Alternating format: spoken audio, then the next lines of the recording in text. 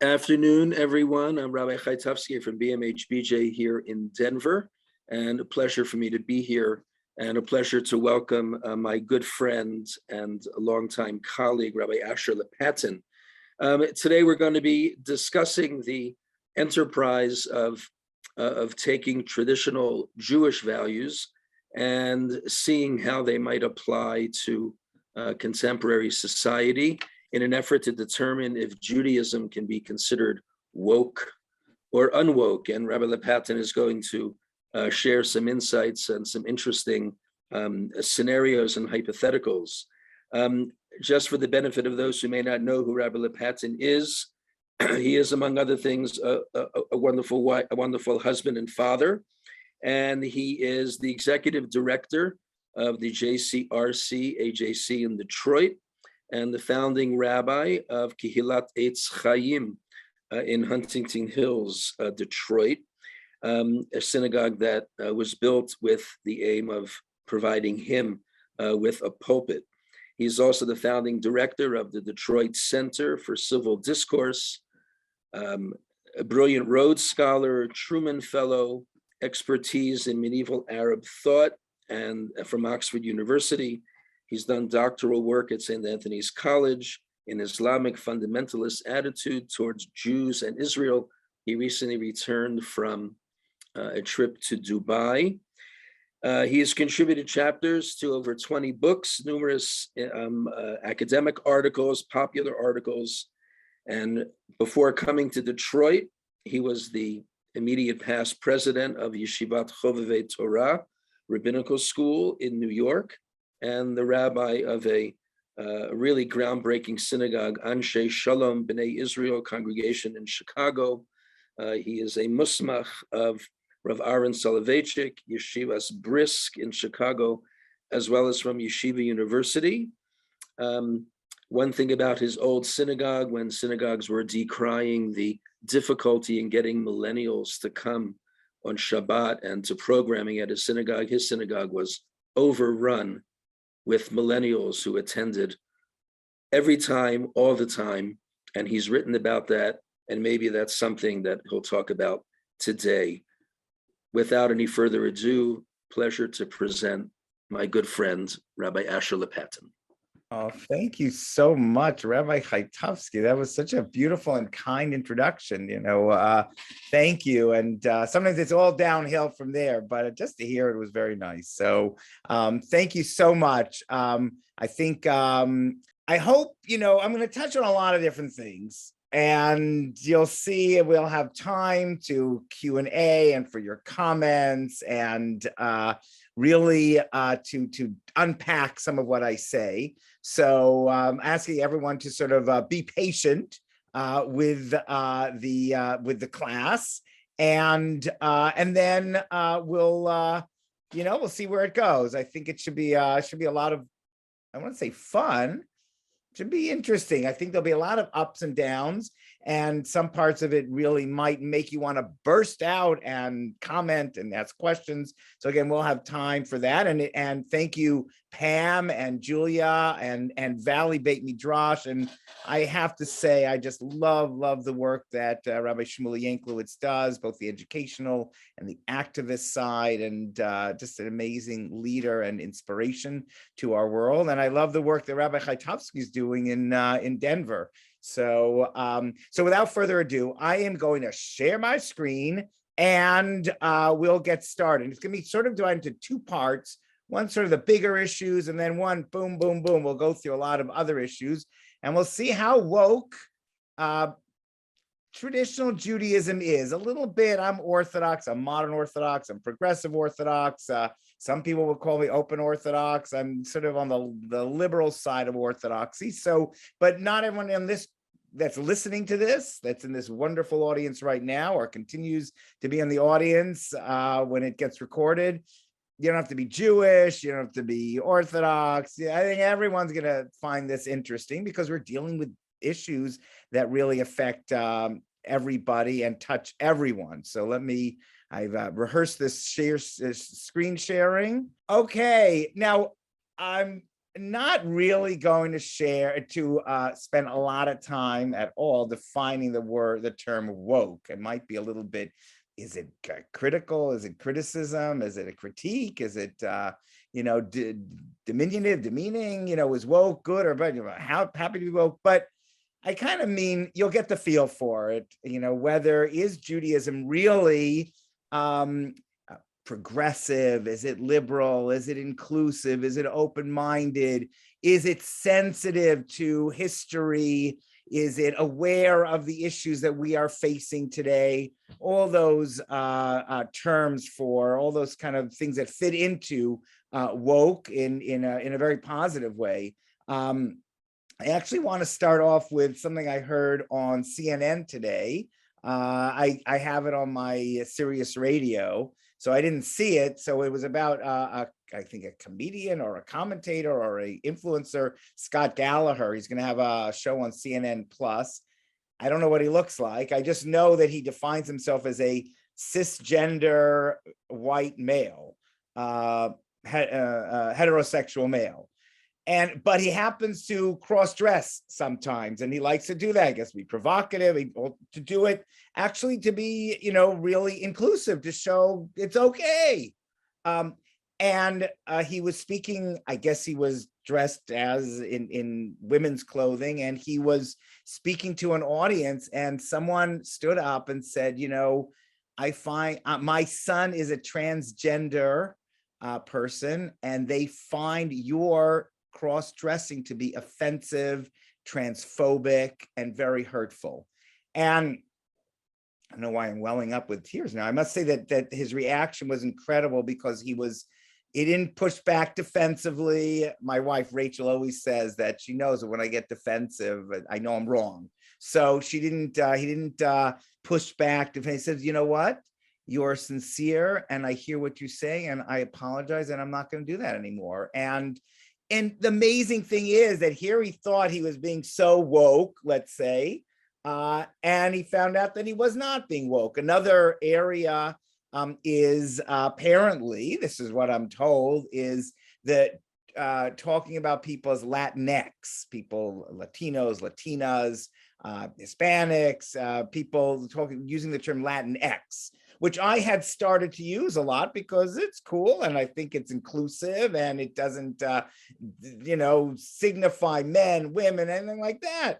But apparently, a lot of studies have shown that Latinos themselves and Latinas don't like the term Latinx. So it's not always, or they don't use it. It's not always clear what is really woke, what is being inclusive and sensitive and caring and aware of the sensitivities of people. So with that sort of introduction, I wanted to go through, again, a couple of bigger issues that I think really show how Judaism, and again, I'm speaking from a bit of a traditional Orthodox point of view, but Judaism in general, how it struggles with being open-minded and woke and sensitive and progressive, and also being all of this true to what it believes is Judaism, is God's will, is the Torah, is the tradition.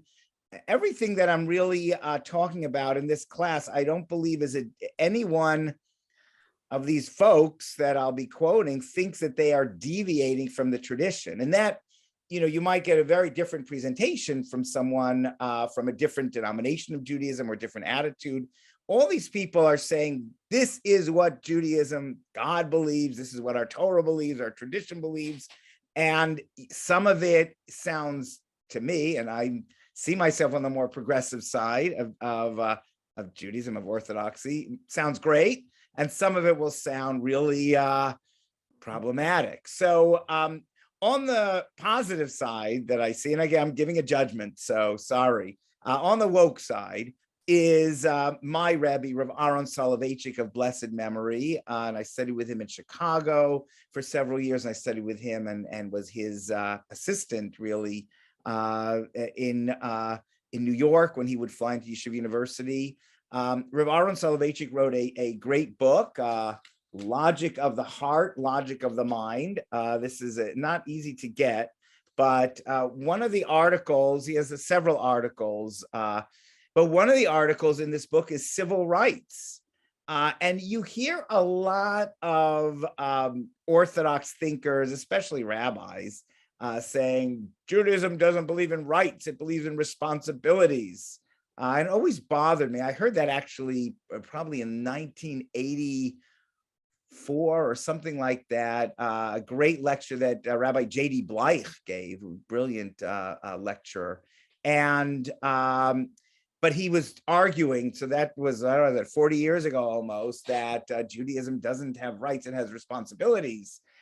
Ravon Soloveichik, no, civil rights. And he's written articles about the civil rights movement and how important it is. And he talks about first come rights, then come responsibilities. And so I admire this because rights, people's right to not be hurt, to not be harmed, and he talks about that, not to be insulted, not to be put down and bullied. Those are rights that we have, and that's, I think, part of wokeism, really, that you have a right to be respected. And for my son Judah, I love all my kids. Judah comes up with a lot of interesting new laws, and one of them is based on the prohibition of that Maimonides talks about, that you're not allowed to call someone by a nickname that they don't like. You have to call them by their name, and you can't make up a name for them they don't like. My English name is Andrew, and I never liked Andy. Other people love Andy, but Andy Levin, a congressman, but I didn't like Andy. So the Maimonides, the great halachic authority of the 12th century, says, no, you're not allowed to use that. But he used the Hebrew word kinoi, which also means a pronoun.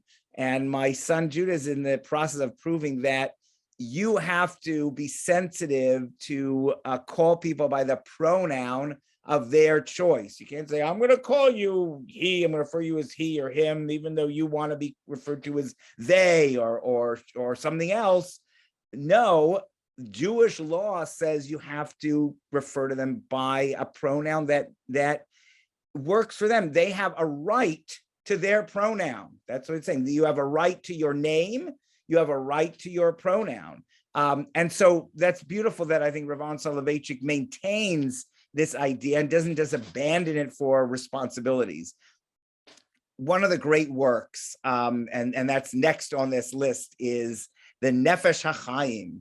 One of the great works of, okay, it is Zohar, it's Kabbalah, it's mysticism, but it's a formative work of actually the Litvak school, those people that are really into Talmud and into sort of studying the law.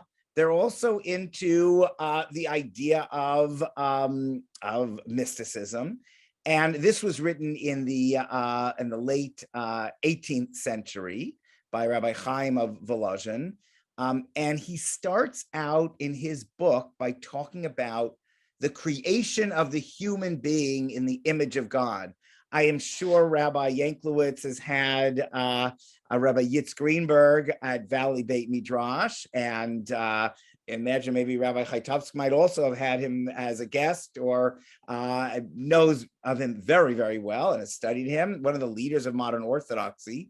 Rabbi Yitz Greenberg talks a lot about the image of God, that every human being has it. Well, this book, written by the founder of the Volozhin Yeshiva, so all the Soloveichiks, when you hear that word Soloveichiks, they come from Rabbi Chaim of Volozhin and his wife. But he wrote this book called Nefesh HaChaim, the soul of life. And he starts out by talking about the human being, not about the Jew, but the human being. And it's an answer a bit to a very famous book, Tanya, written by the founder of the Lubavitch Chabad movement, Rav Shneur Zalman of Liadi. That book talks much more particularistic about what the Jews need, and starts with a whole discussion of Jewish concerns about being a Beinoni, being in the middle, and talks about who has a soul. And I don't want to get into Tanya, but it's fascinating that I think I've been told by some of my Soloveichik teachers that Reb Chaim of Volozhin wrote his book to answer, to be pushback to Tanya, to Rav Shner Zamaliadi, who was a contemporary. And the point was to show, in this point, I believe, this is my own understanding, is that there's we've got to start with the universal. We can't start with just, we're Jews, we got to start with the universal. This reflects a little bit of the Rabbi David Hartman, when he compares the great work of Maimonides, the Yad HaChazaka, his legal work, to the great poet's work, Rabbi Yehuda Halevi. This is all 12th century, 11th century, Yehuda Halevi's Kuzari, great work of Jewish philosophy and theology. Maimonides has a universalistic view. He has an expansive view. And I'm kind of putting him in the woke category. I mean, I don't know if Maimonides would be happy to be considered woke, but actually Rabbi David Hartman of blessed memory was someone who kind of made us understand that Maimonides is a lot more woke than we might have thought, and a lot more, and he's universalist. And he starts off his book talking about creation, talking about appreciating creation, and the world. Okay, Jews, everyone has their own religion, Christians, you have ethnic groups, you're Ukrainian, you're Russian, you're different nationality, but the more woke view, I think, is, and the view of that helps you be more sensitive to people that might not be part of your circle, is universalism. And that is something that Maimonides talks about versus Rabbi Yehuda Halevi, who starts off talking about the Exodus from Egypt. And that's where he starts. That's the Jewish experience. Of course, others, certainly the African-American community and many others, have seen that book of the Exodus of Egypt as a freedom for all people, but that's not really the way Rabbi Yehuda Halevi sees it. He sees it as a Jewish experience.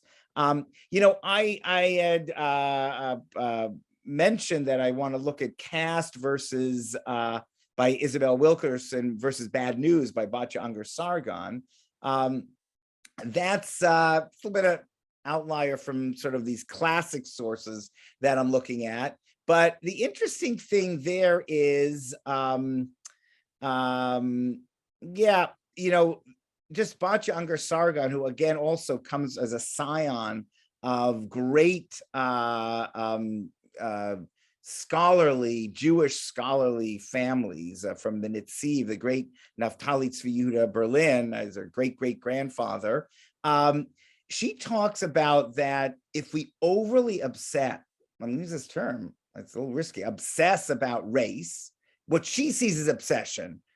Isabel Wilkerson, it's a powerful book of caste, and it's amazing how she connects race. Isabel Wilkerson, racism against Jews in Nazi Germany versus racism against African Americans, blacks in America, and the caste system in India. She brings them all together. Very important for a book for Jews in particular to read.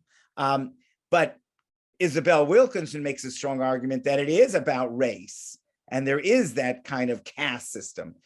Batya Unger Sargon says that if we talk too much about race, we're going to forget about inequality in America, which is not necessarily based on race. It's people that are poor people. There are white people that are poor. There are black people that are poor. And what her theory is that by talking too much about race, that is a way of escaping the problems of inequality in America. So that's sort of a question of where Judaism's focus has been much more on inequality. If you read the Psalms of the day that are traditionally said after prayer services, they're all about, a lot of them are about the poor and the weak. And even on the Sabbath, on Shabbat, we introduce the prayers with Matzil Ani Mechazak Mimenu, that a verse that God saves the poor person from someone who is more powerful than they are. So Judaism actually, and this is, we're not going to be able to unpack all this, but Judaism is very much about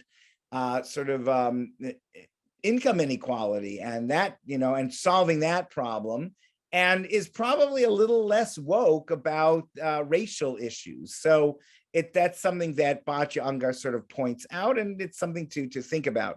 Two more big sources, and then I'm going to go into some really exciting things happening in Judaism and in traditional Judaism that make us a little bit woke, and then things that maybe are not so woke.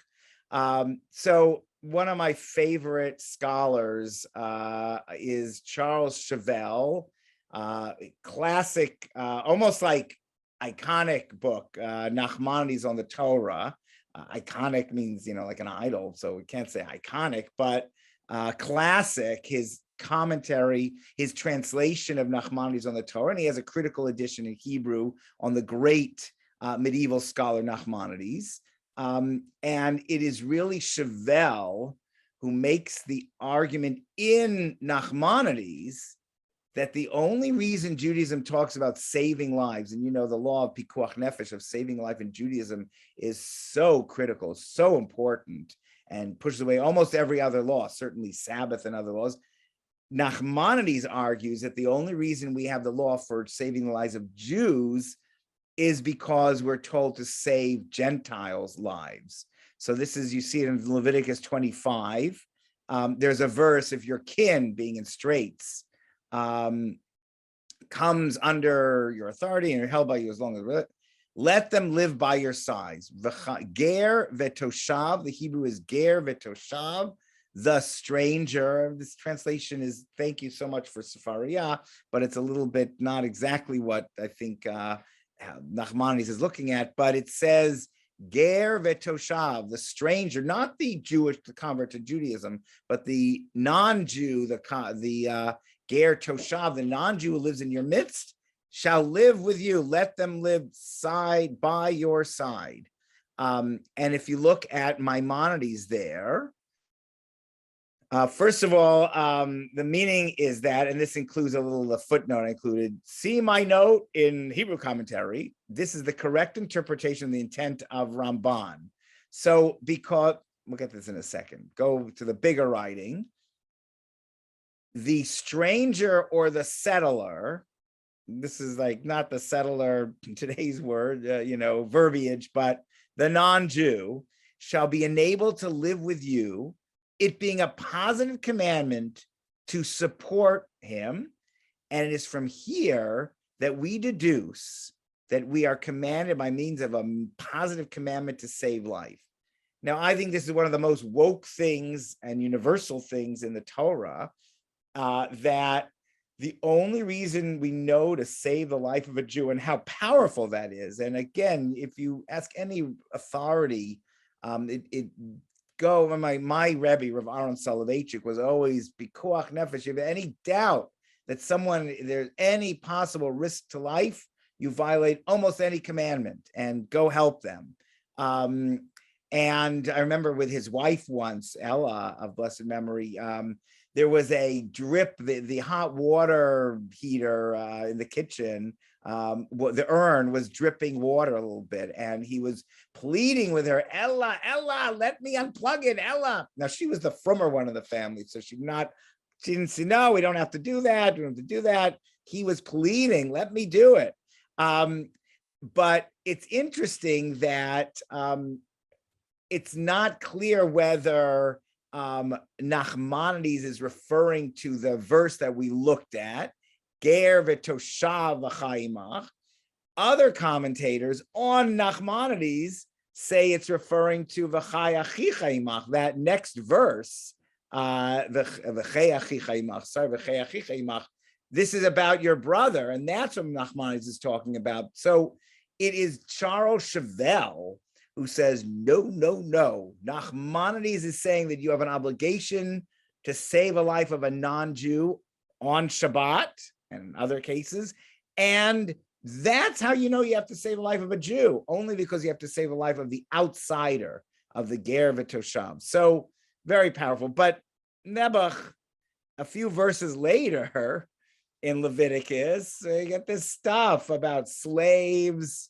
Oh my gosh, the nations around you that you may acquire male and female slaves. Now look, the slavery in America was horrific. No, the world has not experienced that kind of slavery.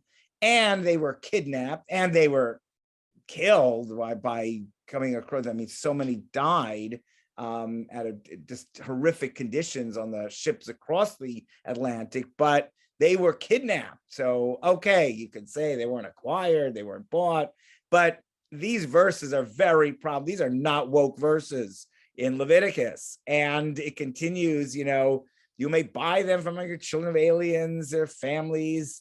They shall become your property. So, you know, Rabbi David Hartman would say, we got to keep these verses in the Torah, but he cringes at these kind of verses. So on the one hand, we got this beautiful Nachmanides interpretation of the verse that says you got to care for the non-Jew like the Jew. It's amazing.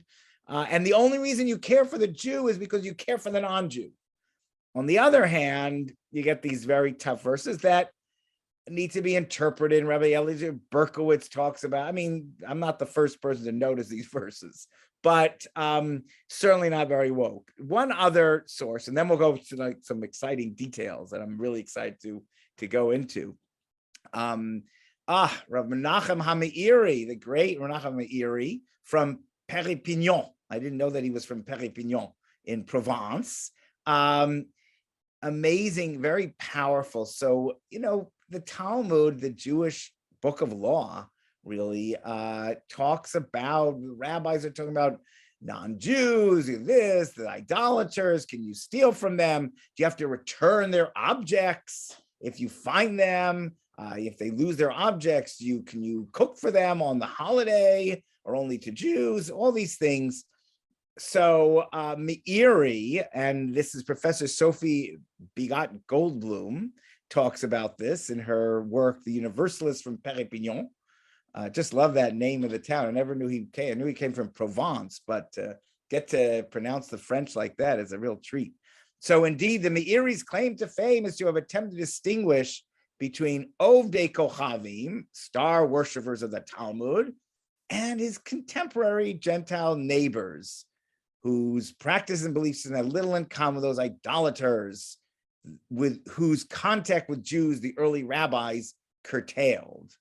So Meiri held that a great number of restrictions and prohibitions that one should maintain vis-a-vis idolaters did not apply to the Christians. There are all sorts of laws of staying away and their houses of worship and how you refer to their houses of worship.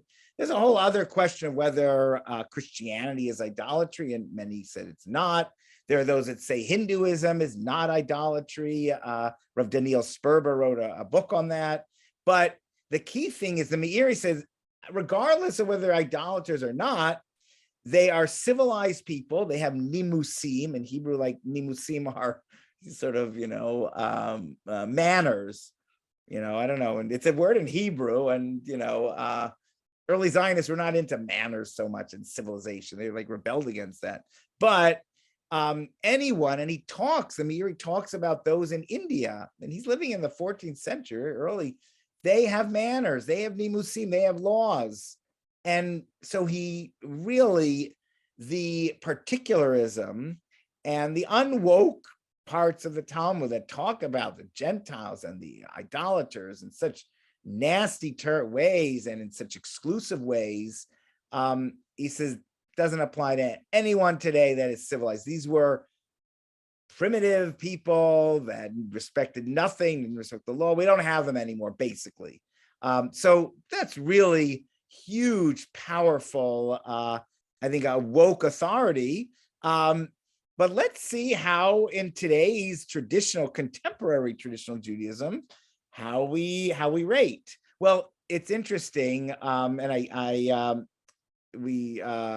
let me go down to actually, let's see if we have, let's look at number 4 first, because we just talked about the Meiri, who happens to say that when it talks about Gentiles, it doesn't refer to today's Gentiles, it refers to other Gentiles. Well, not so much for traditional Judaism. In some ways, yes. For instance, and Rav Moshe Halbertal demonstrates this very powerfully. There's a law about only cooking for Jews on the Jewish holidays, that you're not allowed to cook for a non-Jew. And the Meiri says, no, that's referring to those ancient idolaters that have nothing to do with Gentiles around today. So he's serious about this law. It's not just sort of like a nice philosophy of love everybody, but it's serious. And yet Rav Ahron Soloveichik, in a great article, again, in this great book on logic of the heart, logic of the mind, he talks about Jew and Jew, Jew and non-Jew. So on the one hand, I mean, this is beautiful. He was so respectful for people, regardless of race, regardless of religion. It didn't affect him. There was a porter in the airport that he was so kind to and caring for. And he has this idea that Kvod Habriot, didn't make it up, it's in the Talmud, is the logical love towards Gentiles. So you have to have a rational, logical love. But he says there's a difference between Jews and non-Jews. Not Jews, you have to have a rational love for. I mean, I must say that as a Jew, if we didn't have a rational love, it'd be very hard in some of our communities, especially in sometimes. I love all my congregants. These are great congregants I have here in Detroit, but you got to have a rational love, otherwise you're in trouble. But for the Gentiles, he says it needs to be only rational. So it doesn't mean loving your enemy when they're about to harm you. That's only for a Jew. Some way you have to love them. Is that woke or isn't it? There's again, and well, prohibition on intermarriage. So Meiri and even Professor Halbertal, I don't think anyone says that the Meiri would say that those laws in the Torah and in the rabbinic writings that prohibit Jews marrying Gentiles would not apply to Gentiles today. No one would say that. No one that I've seen has said that. But that's really a tough one. If you're really, if you think everyone's equal and you have to save the life of non-Jews, what do you do about these laws of prohibiting intermarriage? I remember when Joe Lieberman was running for vice president, he was asked about that. And he kind of, I don't know if you're listening, there's no one like Joe Lieberman, but it was a tough question for him. Let me just say that. And so therefore, this is really hard. Now, I would say that, how do I deal with that? I'll say as a progressive rabbi. So I can't, the halacha, the law is very strict. The law is not woke as far as intermarriage. I'm sorry.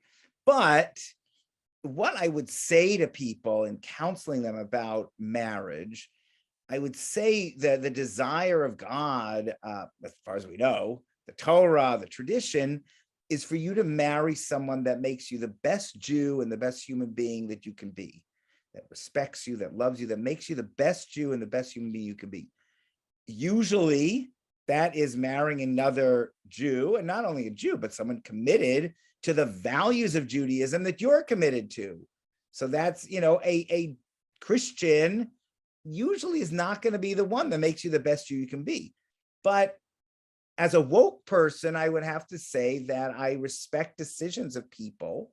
If they say, I'm marrying this person, they're going to let me be the best Jew I can be. They're going to, let's say the children are going to be Jewish and they're going to raise Jewish kids. And again, the law is not woke. I can't say that the law says that's okay, but a general attitude, I think you can say that I can have a respect for people if that is how they are marrying. And that is a woke concept. In other words, like the philosophy of marriage, of marrying only Jews, can be woke, because it can really be that I want you to marry someone who is going to make you the best person you can be. And we can discuss, if you're born a Jew, being Jewish, is that the best that you can be? But let's take that as a given. I would, that if you're a Jew and you're born Jewish and raised Jewish, then you're going to be the best human being when you're Jewish, however you interpret that.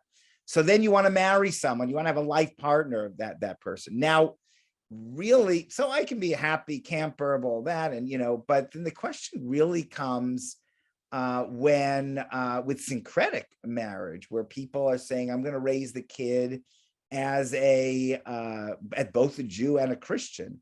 And that's really hard, because actually a lot of, and let's get out of the Orthodoxy, a lot of organizations that, like, I think it was one, Big Tent Judaism, Rabbi Olitsky, where they're fine, intermarriage, no judgment, we've lost that war, whatever, everyone's intermarried, not everyone, but outside of New York, now Orthodoxy, like 80% of Jews are intermarrying, fine, just let's help you make it a Jewish home and make the best of it. But it's really hard, and I was actually looking for literature on this, of this syncretic relationship when one person's made Jewish and one, how do you Jewishly look at the idea of a couple that is raising their kids in two religions? How do you look on that in a positive way? We're not that woke, I don't think. But I should say that in Detroit, Alicia Chandler is working on her doctorate. She's leading the cause. She was a former president of our organization. She's Jewish. She's married to a Catholic. She's leading the cause to sort of, super woke in a sense of they're raising their kids in both religions and showing how that is consistent with Judaism. So I can't really get there, but it's fascinating that she's there. Let me, good, we have like 5 or 10 minutes. So we have a lot of issues here, but I want to call, and they're all so tempting, but let's look at LGBTQ. Let's look at how traditional Judaism deals with it. A lot of people think that it's not very woke, Orthodoxy, because a lot of it is sort of like, we'll tolerate you. First of all, we'll let you into our synagogue if you're gay. We're not going to judge you. We judge the action. We don't judge the person, all those kind of things. And I guess that's a level that's better than I think where Orthodoxy used to be. But there are that are a little bit more woke. And one of them is Rav Meidan. He has written about this. It's not easy to find, but he has written publicly about this. He has a concept of chaver l'chaim, of someone who is gay, let's say a male person, it could be a woman also, same-sex relationships that he calls, if you really need companionship and you are homosexual, then you can get a chaver l'chaim, a lifetime friend. And at least he has a name for it. He is not in favor of marriage, of gay marriage. He's not in favor of sexual relations amongst these men or women who do it. But he does have at least the concept of not only can you find a life partner, chaver l'chaim, but also you can arrange a shutfut mamon, a partnership, an economic partnership.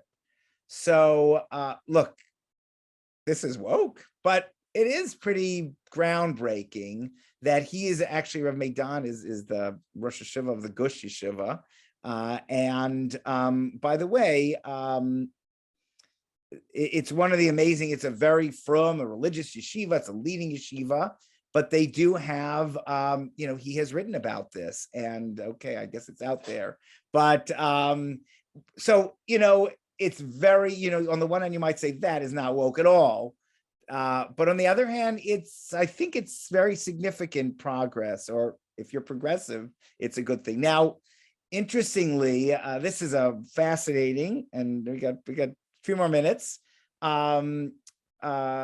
don't have to go into a lot of details, the whole issue of acts between same-sex male couples or female couples, but it's fascinating that in a very strange case, the ultra-Orthodox Beit Din of Yerushalayim, the official court of Jerusalem, in a strange case that I actually don't want to give the details of, they ruled that there is no Torah prohibition for any kind of same-sex act, certainly between men and sort of apply to women also, except for intercourse. So, but all other acts are not prohibited from the Torah. They don't even, it's not even clear, rabbinically could be discussed. Fascinating that the Beit Din Yerushalayim. Now, again, their motivation for it was not woke at all, but this is interesting that when the Torah talks about in sort of a very vague verse, 2 different verses of Mishkav Zachar, of men sleeping together, it's so obscure. The Talmud elucidates on it and commentaries do, but that's not referring to any kind of sexual act, but one particular act. So this is sort of, is Judaism woke or not? I don't know. Let me just say one other thing that's really very interesting, is that conversion therapy. And I was just at a conference, I came in and out, but it was in England it was certainly introduced by Orthodox. It was actually multi-religion, interfaith, but there was the chief rabbi of Poland spoke, Rabbi Shudrich, and against conversion therapy. And actually, I put down here in RCA, Rabbinical Council of America, many pretty centrist, Orthodox, traditional Jews who are not into gay marriage and are not into anything like that. They're against conversion therapy. And that's, I think, very, that is recognizing that if someone is gay, we're not trying to change them. We accept them for who they are. So that's a big deal. It's not maybe as big a deal as it could be because it's not it's a lot of it is the motivation is that we want to prevent suicide, and we believe that if we do this conversion therapy, a lot of times tragically it leads to suicide. If we don't accept people as they are, it could lead to suicide. So it's kind of like a bidi eved, I would say. It's like an ex post facto, like, Nebuch, what can we do? We can't try to change you because we're afraid you're gonna, harm yourself. It's not woke in the sense of we accept you because this is who you are and you're just as legitimate as anyone else in your orientation, but it's progress. So I'm going to take 2 more minutes and just look for a second at maybe something that is maybe something that's controversial. You'll see if you want to get the notes. I'm sure Valley Beit Midrash will give you these notes. But let's look at kashrut in 2 minutes. So kosher. Well, I don't have to. Rabbi Shmuley Yanklowitz is Torah Shamayim Va'aretz as an organization. Like he's the master of this in this area, and he's practicing vegan. God bless him. I would, and even when I want to give up meat, there's a discussion that milk is the other side of veal. The reason there's veal is because there's milk, or the reason there's milk because there's veal. But so Nebuch, I eat meat and I drink milk, not at the same time. But you might say, where is Judaism kosher as far as being woke and caring? And true, there are vegetarians in our tradition. There is Rav Kook, and we have 1 minute to do this. But what I would say, and what I hang on a lot, because ideally I would like to be a vegetarian. I just love meat, and I love milk, and I love cheese, and it's what can you do? It's difficult. You're not even not supposed to say what can you do. What you can do is stop eating it. But okay, I'm weak. But thinking about the Messianic era, when we talking about in the traditional Jewish liturgy talks about these sacrifices. So what's going on? That's not very woke. Like we're going to still kill animals to express our love for God. Very strange. And because Rav Kook, Rav Yitzchak Cohen Cook said in the Messianic era, we will be vegetarians, and there are Jewish traditions about that. So one thing I would say is that if you go back to look at your the Musaf service, the additional service that's in conservative Sidurim and Orthodox, and it might be in some reform, but it would be changed. It never mentions slaughtering the animal. It doesn't say then we will slaughter the animal, it says we will offer. And it also uses the term be'ahava, always uses the term we'll offer it with love. When I read those parts, I'm woke Rabbi Lopatin, I think, I don't know how we're going to offer these, but we're going to offer them with love. And if love means we're not going to kill the animals, well, then I'm fulfilling my prayers because we don't mention kill the animals.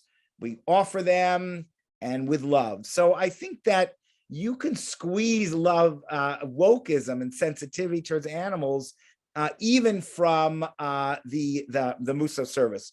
One other point, and then we'll, two other quick points, and then we'll open up for questions.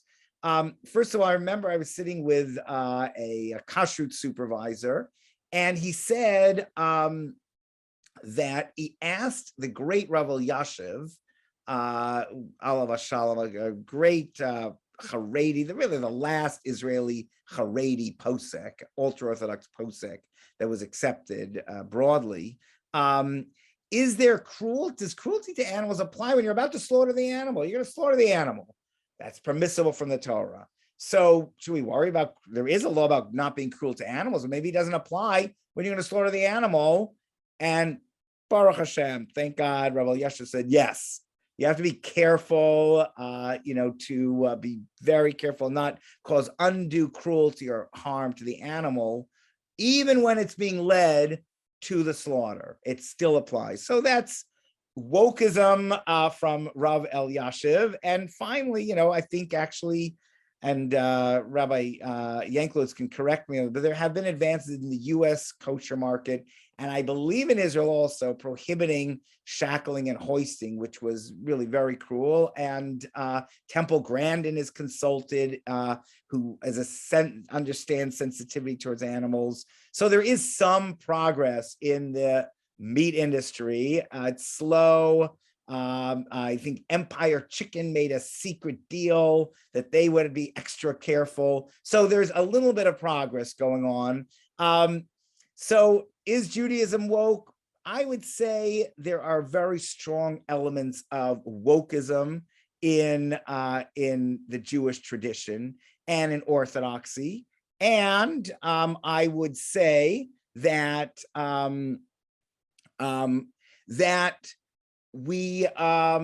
it's a journey. It's a journey. The last comment I see here is, how would you define woke? And I will, Pam, let's open it up, right? So you'll manage the group. Sure, Rav Asher, Yashikar. Yeah, we'd love to hear questions and engagement from folks. So Pam, while we're waiting, should I just go through or I see Rabbi Chaitovsky unmuted. Should we? I did, only because there's someone who asked the question in the chat, and it's one I think that is worth answering. So you didn't define woke at the beginning, right? So how are you? How are you defining woke on the basis of what you presented and applicability to us today? So I think I would define woke as being sensitive, really. It's about being fully sensitive, in a sense of being awake and fully sensitive to the needs of and concerns and feelings of people and animals around us. And in particular, this term in particular, I would say that being woke has a universalistic quality, that being sensitive to people that are not part of your group. Because you know what I would say, Rabbi Chaitovsky, a lot of times I see that poskim, that Jewish halachic decisors, when they are sensitized to something, they can be incredibly helpful. They can find Jewish law that is incredibly sensitive and flexible. And it's just a question of, are they sensitized to it? So I really say woke is being fully sensitized to something. Now, I do know that I would add one thing to that. I would say being sensitized to something and being so sensitized to that, feeling it so strongly, to have that empathy and sympathy that you're willing to do something about it. So there was a great rabbi, Rav Ahron Lichtenstein, one of the great modern Orthodox rabbis of our era, one of the founders of the Yeshivat Har Etzion. So he frequently said, I think it was he said it first, maybe others said before, that, that a lot of times this is my binding of Isaac moment. So when we look at the binding of Isaac, when Abraham was told by God to slaughter his son, to take him as an offering, and he goes up and he has to fight he loves his son so much, and yet God tells him to do this and he has to follow God. And the end, I don't want to give away the story, but you probably all know it, that God says, no, don't do it. I don't want you to do it. And then he does kill an animal, but a ram. But what I would say, and you might have heard it, and Rav Shmuel, you might have heard this already, that there is a Jewish tradition that says that Abraham misheard God. God never said, slaughter your son. God said, raise him as an offering. It's right there in the Rashi. It's right there in the classic commentator on the Torah. And therefore, Abraham was woke in the sense of being sensitive to his son, and he loved his son, he cared, but wokeism, in the best understanding of that word, is willing to say, wait a second, did God really tell me to kill my son? No, God just said, raise him as an offering. So why didn't I need to unpack that more? What does that mean? And so the sensitivity, so when it gets back to Rav Ahron Lichtenstein, sometimes we say, oh, I feel so bad. It's so sad. I have to tell you no. You can't do it. You can't marry this person. You can't do this person. But wokeism, and I believe the Torah tells us, like that story of Abraham and Isaac, that when you really feel something deeply, you got to work at it. You got to research it. You got to, do whatever you can. Talk to different scholars and rabbis and plead and say, wait a sec, isn't there something we can do? I just got a text from a friend about someone who wants to marry he's a Kohen, he's a priest. He wants to marry someone who is a divorcee, and there's a whole issue of not marrying a divorcee for a Kohen. What can we do about this? So that's like a situation you say, oh, I feel terrible, but it's not enough. There's a great book. Sorry, I'm looking back. The God Who Hates Lies. You got to get this book by Rabbi Hartman, David Hartman, who had that case. And he said in the end, he married them. But I would argue that it's not that we have to say, okay, we're going to change the Torah because I'm woke and I'm sensitive and I'm feeling this person's pain and the Torah is not working for that person. So I'm going to change the Torah or I'm going to ignore the Torah. No, I would say differently. I would say, go back and spend the time and research it and work on it and see what the Jewish tradition really says. So Abraham, look, it's amazing. Abraham, he loved God. He was willing to sacrifice his son, but not taking that away from him.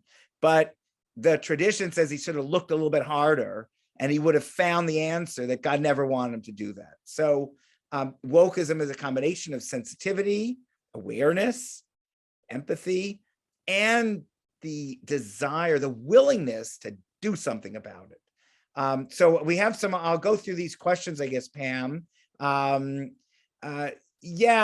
Truth, look, one person's truth is another person's false, and I don't know, but I hear the idea of that critical race theory is just thrown around as a political term and cancel culture, and what can you do? Everyone's truth. I realize in working with, I'm the, as Rabbi Chatofsky mentioned, the executive director of the JCRC AJC, and we're the Jewish Community Relations Council, and we work with wonderful Muslims, imams, people in different communities, and you realize sometimes people have different narratives, totally different narratives, and you're not going to convince them.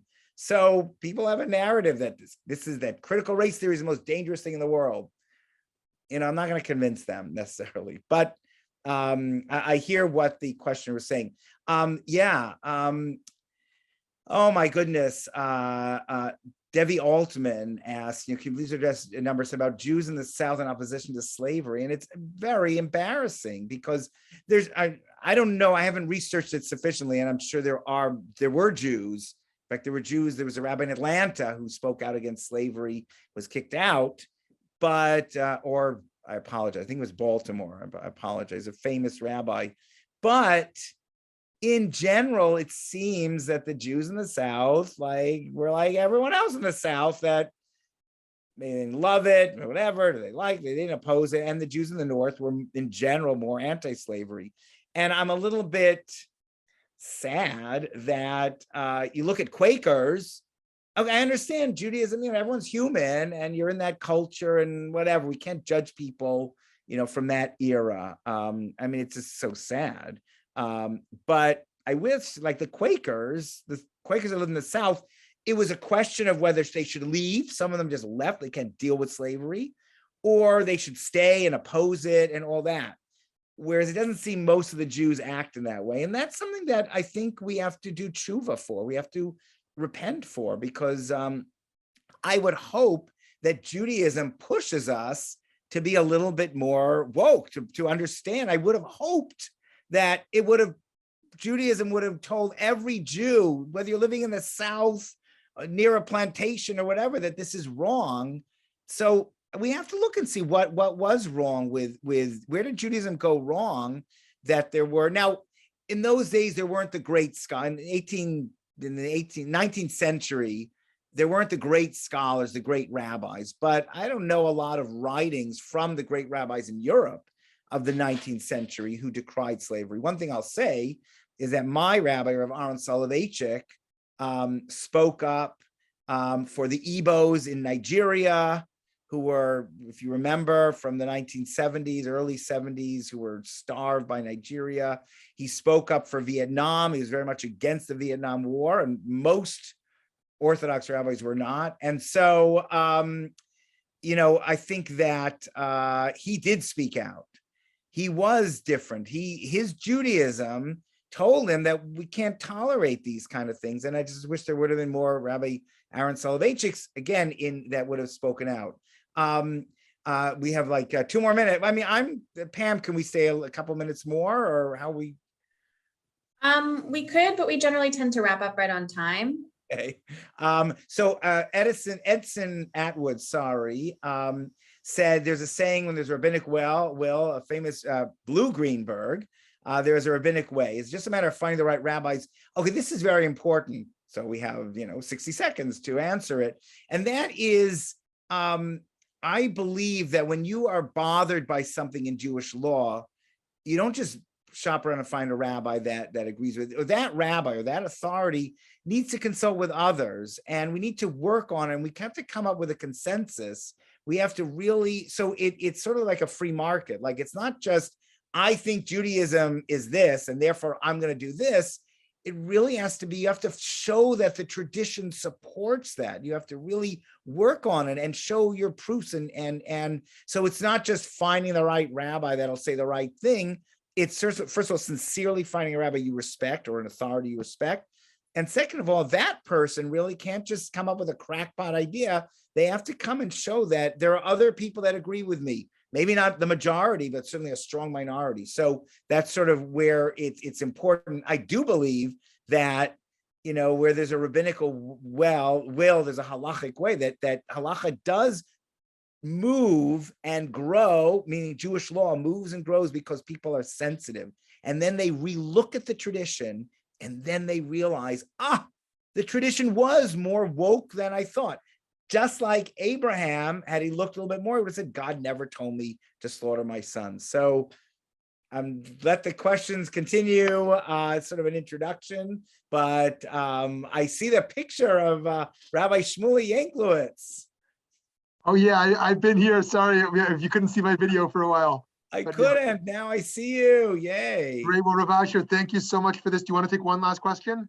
Sure. Okay, so what about the inequality of divorce and agunot? It definitely should be a priority. I must say, Rav Shmuley knows it's been such a struggle, and Rabbi Chaitovsky knows it's been, and I don't know, I'm sorry, I'm not seeing everyone on the call.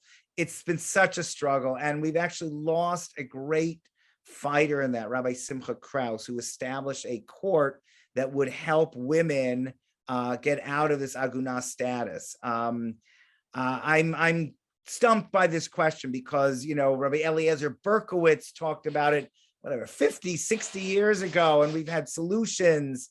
And it's been so difficult to solve. And there are others that are solving it by eliminating the whole institution of Jewish marriage, which is very which is very sad.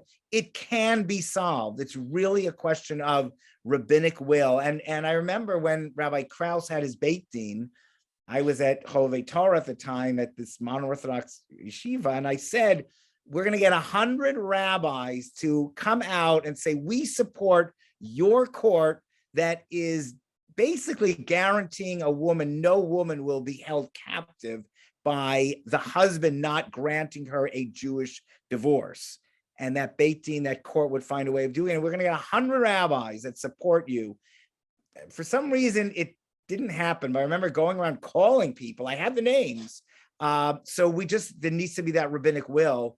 There needs to be that will that not only finds a halachic way, a legal way, because there are, but that there's an acceptance of that. And, other rabbis have been working on it, and there are all sorts of solutions to it, but there just needs to be that will. And by the way, there are also some men where their wives won't give them a Jewish divorce that also have a hard time. So it is a terrible issue, and we love the idea of marriage, so it's very painful. But I won't give up, and I know Rabbi Yanklowitz won't give up, and Rabbi Chaitovsky, and we're all gonna push for that kind of equality.